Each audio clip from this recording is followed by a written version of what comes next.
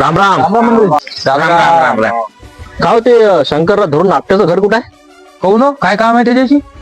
सोयरीक संबंधी आलो होतो आम्ही. काय राजू तुम्हाला दुसरं पोरग भेटलंच नाही. काहून ओळख ते खराबी आहे का?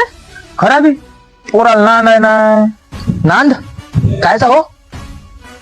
तुम्ही मला चांगले लोक वाटून राहिले म्हणून तुम्हाला सांगतो.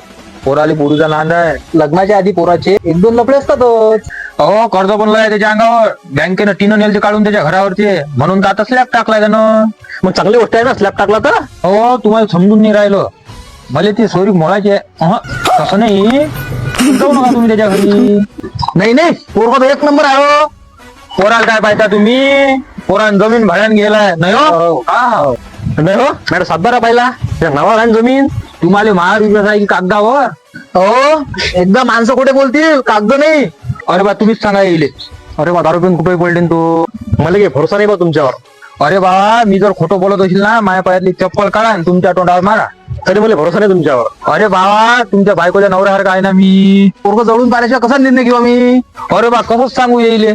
पुऱ्या थिलुरीत जाईल की जाईना ते नाही हो. याचे धन लागले म्हणून